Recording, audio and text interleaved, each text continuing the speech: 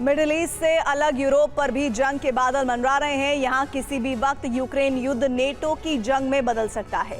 दरअसल Joe Biden ने Ukraine को लेकर एक बड़ा ऐलान किया है, जिससे पुतिन आग बबूला हैं और उन्होंने नेटो के खिलाफ युद्ध की तैयारी शुरू कर दी है। कयास लगाए जा रहे हैं कि ये सब कुछ अमेरिकी राष्ट्रपति जो बाइडेन के प्लान के मुताबिक हो रहा है, जो अगर पूरा हुआ तो रूस और नेटो के बीच महासंग्राम तय है। सवाल है कि बाइडेन रूस और नेटो की जंग क्यों चाहते हैं, आखिर इसके पीछे उनकी रणनीति क्या है, देखिए इस रिपोर्ट में। क्या पुतिन किसी भी वक्त नेटो देशों के खिलाफ हमले का आदेश दे सकते हैं?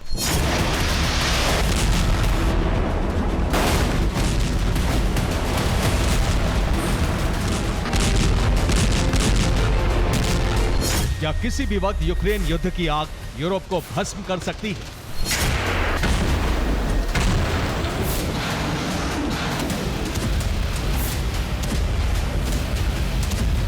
इन सवालों और कयासों के पीछे अमेरिका और यूरोप से आ रही वो खबरें हैं जिन्होंने पेरिस से लेकर लंदन और बर्लिन तक की टेंशन बढ़ा दी है। डर है किसी भी वक्त पुतिन की मिसाइलें यूरोप के टॉप देशों की राजधानी को राख बना सकती हैं।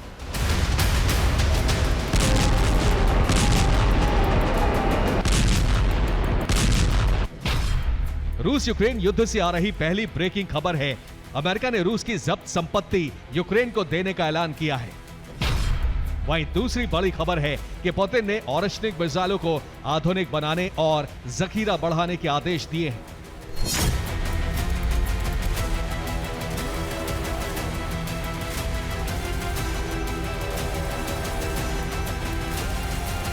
यही वो दो खबरें हैं जो यूक्रेन युद्ध को रूस वर्सेस नेटो की जंग में तब्दील कर सकती हैं और दुनिया में जंग का सबसे बड़ा मोर्चा होगा।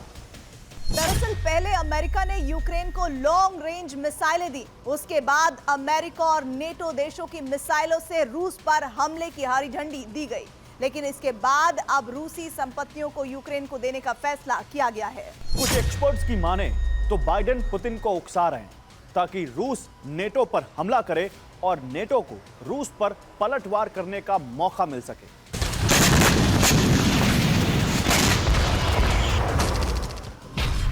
दरअसल G7 देशों ने 2022 में रूस की 325 अरब डॉलर की संपत्ति जब्त की थी।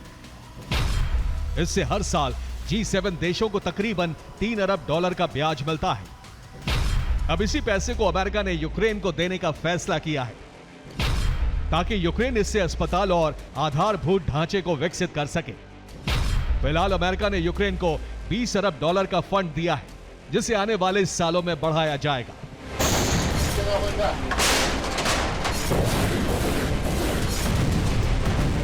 अमेरिका की इस ऐलान से रूसी राष्ट्रपति व्लादिमीर पुतिन आग बबूला है।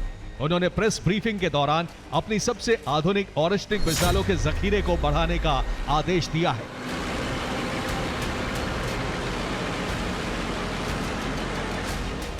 सिर्फ इतना ही नहीं, माना जा रहा है कि रूस अपने परमाणु सिद्धांतों में भी कई और बदलाव कर सकता है।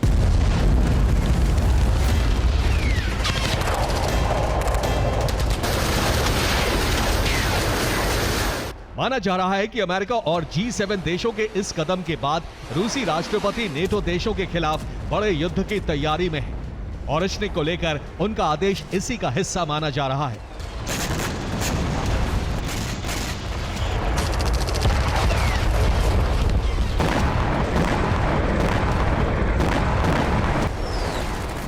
दरअसल रूस का दावा है कि ऑरेश्निक IRBM मिसाइल को दुनिया का कोई डिफेंस सिस्टम नहीं रोक सकता और ये हथियार परमाणु वॉरहेड तक लेकर जाने में सक्षम है। ऐसे में कयास लगाए जा रहे हैं कि पुतिन नेटो देशों में तबाही लाने के लिए ऑरेश्निक का इस्तेमाल कर सकते हैं।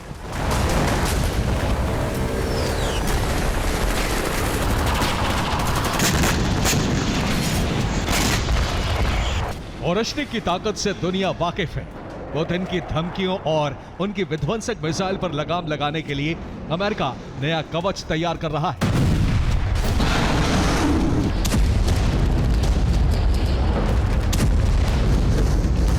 अमेरिका ने इस कवच की टेस्टिंग का ऐलान भी किया, जिसका वीडियो भी अमेरिका ने जारी किया।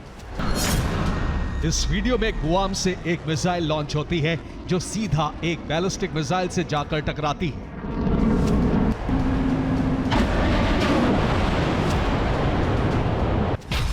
अमेरिका ने गुआम में नए बैलिस्टिक मिसाइल डिफेंस सिस्टम का टेस्ट किया है। एंडरसन एयरफोर्स बेस के पास मीडियम रेंज बैलिस्टिक मिसाइल को मार गिराया। बैलिस्टिक मिसाइल को गिराने के लिए रिम 161 SM-3 मिसाइल का इस्तेमाल किया गया। इस बैलिस्टिक मिसाइल डिफेंस सिस्टम का नाम एजिस गुआम सिस्टम है। दावा है कि Aegis Guam system cruise, ballistic और हाइपरसोनिक मिसाइलों को रोकने में सक्षम है।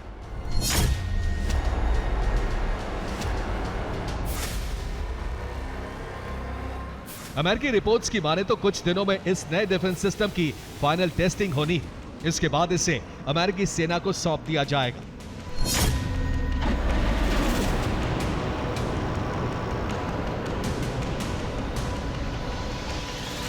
साथ ही इसे नेटो देशों की सुरक्षा में भी तैनात किया जा सकता है।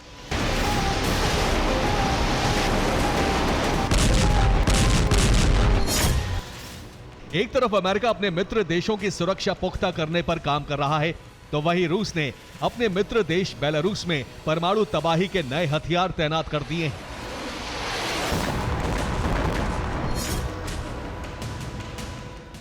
जिसकी पुष्टि खुद बेलारूस के राष्ट्रपति लुकाशेंको ने की है। उन्होंने अपने एक बयान में कहा, हमने यहां परमाणु हथियार तैनात किए हैं, विरोधी इसे मजाक समझने की भूल ना करें। दरअसल रूस अमेरिका के नक्शे कदम पर चलते हुए अपने मित्र देशों में परमाणु वॉरहेड और मिसाइलें तैनात कर रहा है और इस लिस्ट में टॉप पर बेलारूस है। रूस ने बेलारूस में परमाणु वॉरहेड से लैस नई इस्कंदर मिसाइलें तैनात की हैं। साथ ही ऑरेस्टिक मिसाइल के तैनात करने की योजना बना रहा है।